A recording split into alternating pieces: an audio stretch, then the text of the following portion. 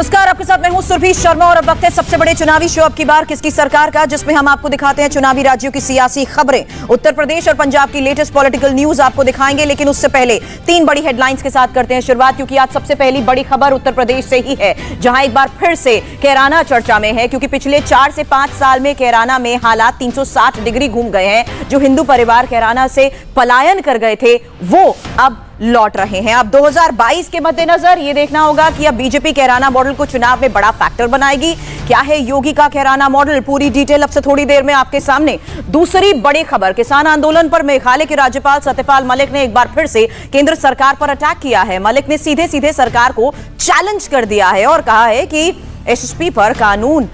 MSP पर कानून तो बनकर ही रहेगा। और सत्यपाल मलिक के बयान पर कैसे सियासी माहौल अब गर्मा गया है, डिटेल आपके सामने थोड़ी देर बाद। साथ ही तीसरी बड़ी खबर है पंजाब से, जहां विधानसभा का स्पेशल सेशन हो रहा है और इस दौरान बीएसएफ का कार्यक्षेत्र बढ़ाने के केंद्र के फैसले के खिलाफ प्रस्ताव भी पास होगा। साथ ही तीनों कृषि कानून को रद्द करने पर भी प्रस्ताव पास हो सकता है। लेकिन शुरुआत सबसे बड़ी खबर के साथ करते हैं। उत्तर प्रदेश से यह बड़ी खबर है, जहां कैराना मॉडल फिर से सियासत का केंद्र है और इस बार कैराना के हालात 360 डिग्री टर्न कर गए हैं। 2017 चुनाव से पहले जिस कैराना से हिंदुओं का पलायन हो रहा था, अब उसी कैराना में पलायन करके परिवार लौट रहे हैं। और थोड़ी देर में सीएम योगी आदित्यनाथ भी यहां पहुंचेंगे, जहां वो उन लोगों से भी मुलाकात करेंगे जो पलायन के बरसों बाद वापस लौटे हैं।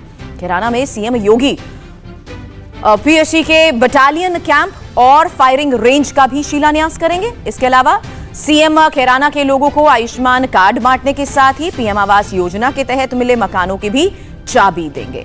अब उत्तर प्रदेश में कैराना का नाम सामने आते ही पलायन का मुद्दा गर्म हो जाता है, क्योंकि 2016 और 17 में अक्सर ही मकान बिकाऊ है लिखी हुई तस्वीरें सामने आ जाती थी और वही तस्वीर आपको दिखा रहे हैं। लेकिन योगी सरकार में ये हालात बदले हैं और अब लोगों की घर वापसी भी हो रही है।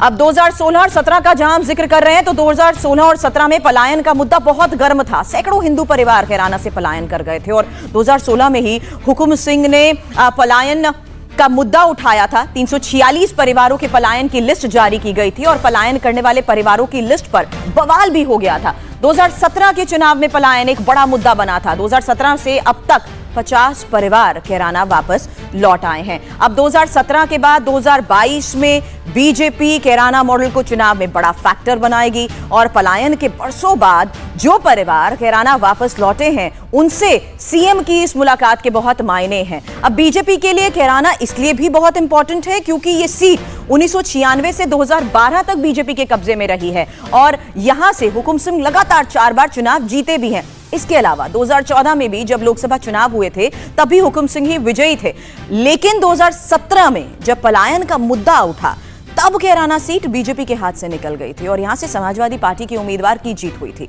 लिहाजा इस बार बीजेपी का ये पूरा जोर रहेगा, उसकी ये पारंपरिक सीट है जो उसे वापस अपने कब्जे में लेनी है, इसलिए ये मुद्दा बहुत ज्यादा इंपॉर्टेंट है। अब कुछ ग्राफिक्स के जरिए भी डिटेल्स आपके सामने होंगी, क्योंकि कैराना क्यों बीजेपी के लिए इतना अहम है ये समझना बहुत जरूरी है। अब कैराना लोकसभा का ये वोट फैक्टर आपके सामने हम रखेंगे, क्योंकि इस वोट फैक्टर के जरिए आपको ये पता लग जाएगा कि ये सीट आखिर बीजेपी के लिए इतनी इंपॉर्टेंट क्यों है। मुस्लिमों की आबादी अगर आप यहां देखेंगे तो 5 लाख है, जबकि गुर्जर समाज की अगर हम बात करें तो 1.5 लाख यहां पर जाट हैं, 1.25 लाख तक एससी भी हैं। इसके अलावा 2 लाख कश्यप वोटर्स भी हैं, साथ ही 2 लाख वैश्य और ब्राह्मण की भी आबादी है और 1 लाख से ज्यादा 1.3 लाख राजपूत हैं, जबकि 75,000 यहां पर राजपूत हैं। तो ये डिटेल्स हम आपको इसलिए भी समझा रहे हैं क्योंकि सीएम योगी की कैराना में मौजूदगी भी बहुत मायने रखती है और इस बीच यहां पर लोगों के साथ होने वाली उनकी ये मुलाकात और इस बीच कैराना से अब पीएसी बटालियन कैंप का वो शिलान्यास भी करने वाले हैं। इसकी मांग 2016-17 में उठे पलायन के मुद्दे के बाद से ही हो रही थी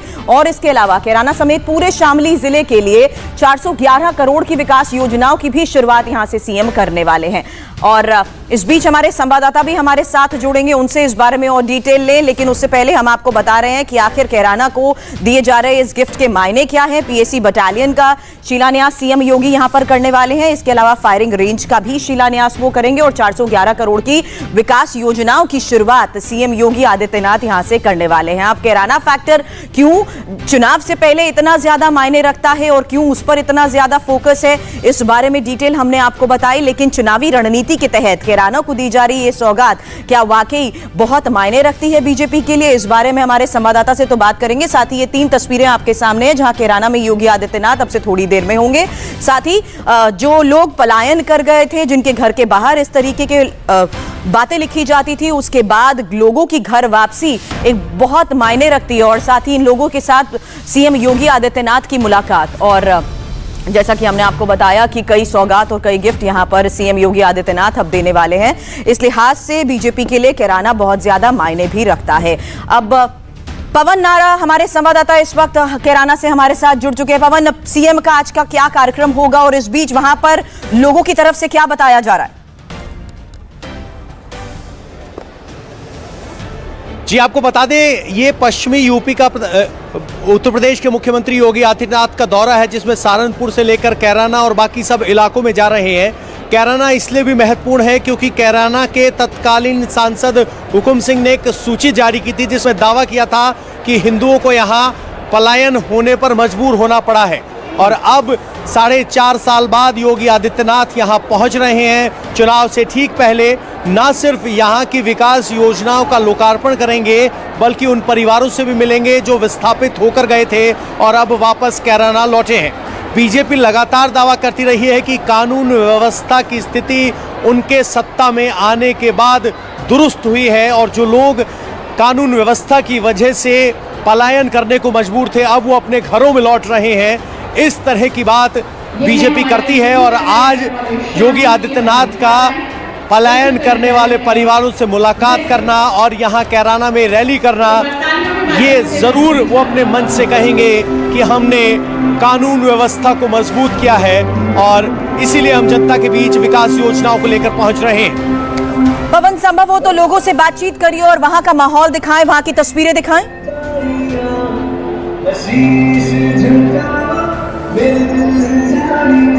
लोगों से बातचीत करने की कोशिश करते हैं। आइए जरा, बहुत से लोग यहाँ हैं, उनसे पूछ लेते हैं। सर, योगी का कैराना में आना क्या मायने रखता है? सर, हमारे लिए बहुत कुछ मायने रखता है क्योंकि हम ड्यूटी पे भी हैं लेकिन उनकी आभा मंडल ही इतना ज्यादा है कि हम देखने के लिए उत्सुक बैठे हैं। चलिए ठीक है, ये ड्यूटी पर है। सर, योगी का कैराना में आना क्या मायने रखता है, खासकर तब जब पिछली बार पलायन बहुत बड़ा मुद्दा था? पलायन कोई मुद्दा नहीं है, पलायन तो खैर था ही, वो हिंदू मुस्लिम का मामला था और योगी जी संभाला गया।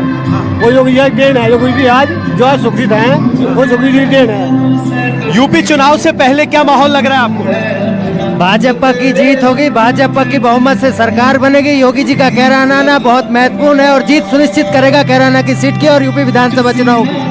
तो यूपी विधानसभा चुनाव के नजरिए से लोग इसको आंक रहे हैं और कह रहे हैं कि पश्चिमी यूपी में योगी आदित्यनाथ का आना बहुत मायने रखता है। हमें नहीं भूलना चाहिए, पश्चिमी यूपी ही वो इलाका है जहां किसान आंदोलन को लेकर काफी हलचल देखी गई थी और अब योगी आदित्यनाथ इसी पश्चिमी यूपी में आकर रैली कर रहे हैं। सहारनपुर में है, फिर कैराना में है, यानी 3-4 जगहों पर कार्यक्रम कर रहे हैं। और जो दावा कर रहे थे कि माहौल बीजेपी के खिलाफ है, उसे बीजेपी के पक्ष में करने की कोशिशों के तहत विकास योजनाओं के साथ योगी आदित्यनाथ आज कैराना पहुंच रहे हैं। पवन, जिस बात का आपने जिक्र किया कि माहौल बीजेपी के खिलाफ है, ये मैसेज देने की कोशिश की गई थी अखिलेश यादव की तरफ से भी, क्योंकि अखिलेश यादव की कुछ दिन पहले कैराना में मौजूदगी इस बात को लेकर सवाल उठा रही थी कि वास्तविक विकास के मुद्दों पर बात ही नहीं करते हैं सीएम।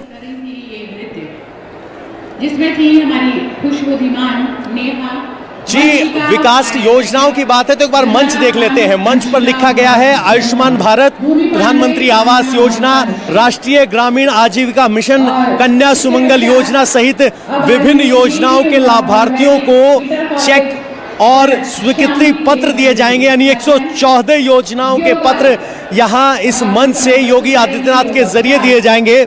तो योगी आदित्यनाथ कहीं ना कहीं इस पोजीशन में हैं, ये प्रोजेक्ट कर रहे हैं कि हमने दावा किया था कि विकास किया है, उन योजनाओं को लेकर हम यहाँ पहुँचे हैं। और सिर्फ योजनाएं नहीं, सिर्फ योजनाओं की शुरुआत नहीं, इनमें से बहुत सी ऐसी योजनाएं हैं जो पूरी हुई हैं। कैराना में पीएसी और फायरिंग रेंज का निर्माण हुआ है, जिसका शिलान्यास आज योगी आदित्यनाथ करने वाले हैं। तो कुल मिलाकर योगी काम और जो उनकी उपलब्धियां हैं वो गिनाने के लिए पहुंचे हैं। तो जरूर अब कहा जा सकता है कि योगी आदित्यनाथ अपना रिपोर्ट कार्ड लेकर पूरे और नजर आएगी कि जनता के बीच रहकर योगी आदित्यनाथ क्या मैसेज देने की कोशिश करते हैं। नजर बनाए रखे पवन, आगे भी आपसे अपडेट लेंगे। शुक्रिया।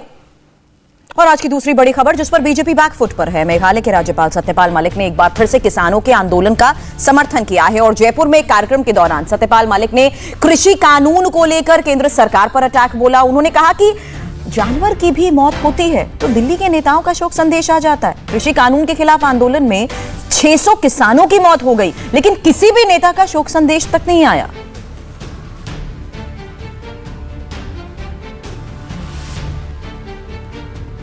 देश में इतना बड़ा आंदोलन आज तक नहीं चला है, जिसमें 600 लोग शहीद हो गए। कुतिया भी मरती है तो दिल्ली के नेताओं का शोक संदेश जाता है, लेकिन 600 किसानों का प्रस्ताव लोकसभा में पास नहीं हुआ। और मैं इस पे इतना, मेरे से पूछा वहां डीडवाना में कि साहब आपको ऐसा क्या हो गया था जो आपको बोलना पड़ा। मैं कहा मैं इस बात से बहुत आहत हूं कि 600 लोग, अभी कहीं एक्सीडेंट हुआ, आग लगी कल उसमें महाराष्ट्र में 5-7 लोग मरे उसमें, लेकिन दिल्ली से प्रस्ताव आ गया उनके पक्ष में। हमारे 600 लोग मरे, उस पर कोई नहीं बोला। मैंने तो बल्कि ये कहा प्रधानमंत्री जी से कि आप राजा हो, आप बड़े हो, आप ये कहो किसानों को कि भाई तुम गलत हो, मैं सही हूं, फिर भी मैं तुम्हारी बात मान रहा हूं क्योंकि मैं। और महाराष्ट्र के मंत्री असलम शेख इस वक्त प्रेस कॉन्फ्रेंस कर रहे हैं, चलते हैं। ये कासिफ नाम का जो आदमी है, जिसे मैं जानता नहीं और इससे पहले भी मैं कभी उससे मिल नहीं चुका हूँ, उसने मुझे इस पार्टी के लिए जो है आमंत्रित किया गया।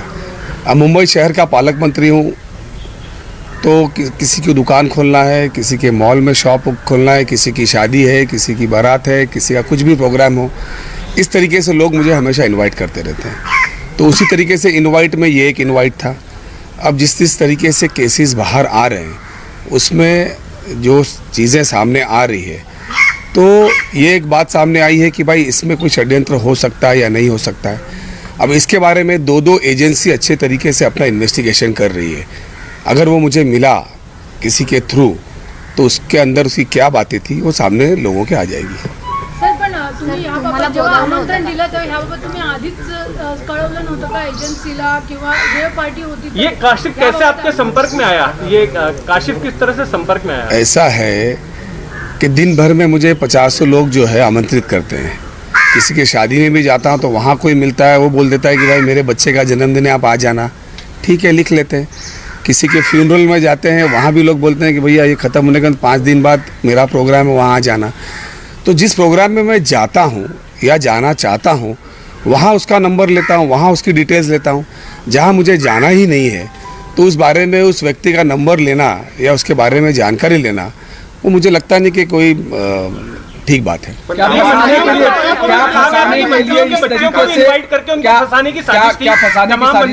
बच्चों को भी इनवाइट करके लेना, ये साजिश रची जा रही थी उनको इनवाइट करके क्रूज में फिर ड्रग्स के रैकेट में फंसाने की। देखिए, जिस तरीके से ये केस शुरुआती तौर पे चला कि नज़र में आ रहा था कि ये ड्रग्स का केस है इतने बड़े क्रूज के ऊपर, और उसके बाद में जब शाहरुख खान के लड़के का नाम आया तो पूरी मीडिया, देश भर की या इंटरनेशनल मीडिया ने उसको कवर करना शुरू किया। मुझे इस बात का अफसोस है कि साइमल्टेनियसली गुजरात के अंदर 20,000 करोड़ से ज़्यादा का ड्रग्स पकड़ा गया, उस पर कोई चर्चा नहीं हो रही है। अब इसके ऊपर क्या कार्रवाई होनी चाहिए, ये जो है वो जज डिसाइड करेगा, इसके ऊपर सज़ा लगनी चाहिए या नहीं लगनी चाहिए। लेकिन जहाँ तक का जो सामने बातें आई है कि जिसके पास ना तो कंजम्पशन था ना पोजेशन था, या उसके ऊपर क्या कार्रवाई होनी चाहिए थी ये एजेंसी ने डिसाइड करनी चाहिए थी। लेकिन जिस तरीके से एक बच्चा, चाहे मेरा हो, चाहे तुम्हारा हो, चाहे किसी का हो, उसको रिहैब में भेजना चाहिए था या उसको डीलर दिखाना चाहिए था, ये क्या होना चाहिए था, ये तो सारे लोग, आप लोगों का काम है इन्वेस्टिगेट करना। आप भी तो प्रेस हो, आप भी तो सोच के डीप तक जाना चाहिए था। आज अगर मैं कोई बातें रखता हूँ, उसको सच्चाई है, उसमें डेप्थ है या नहीं, वो सही है या नहीं, आप एक देश का आईना हो, आप लोगों ने भी दिखाने से पहले थोड़ा इन्वेस्टिगेट करना चाहिए था कि क्या ठीक है। अब जिस हिसाब से तथ्य सामने आ रहे हैं वो कुछ और ही चीज दिखाई दे रही है। लेकिन जिस तरीके से आपको इनवाइट किया गया, जिस तरीके से आपको इनवाइट किया गया और कहा गया कि इस मामले में जिस तरीके से जिस तरीके तुमच्या वारंवार संपर्कात होता, त्याने तुम्हाला अनेक फोन केले असा दावा केला गेलाय। कासिफने तुम्हाला किती वेळ संपर्क केला? कासिफकडे माझा मोबाईल आहे की नाही हे मला माहीत नाही, कारण माझा मोबाईल जास्त माझे पीएकडे असतोय। कासिफनी मला बोलवलं होतं, एका ठिकाणी भेटल्यानंतर त्यांनी आमंत्रित केलं होतं, त्या ठिकाणी तिथे तो कसा आला मला माहीत नाही, पण जसे सगळे लोक मला आमंत्रित करतात कुठेही गेल्यानंतर, त्यातला तो एक भाग आहे। और इस वक्त की बड़ी खबर, क्रूज ड्रग्स मामले की जांच के लिए एनसीबी की दिल्ली से आई विजिलेंस टीम मुंबई में इंटरनेशनल क्रूज टर्मिनल पहुंची है और टीम कार्डिलिया क्रूज की जांच भी करेगी। और इसी क्रूज पर ड्रग्स पार्टी करने का आरोप है। यहीं से आर्यन खान समेत दूसरे आरोपियों को एनसीबी ने पकड़ा था। इंडिया टीवी हर वक्त हर जगह डाउनलोड करने के लिए सर्च करें India TV news Google play store या ऐप स्टोर पर।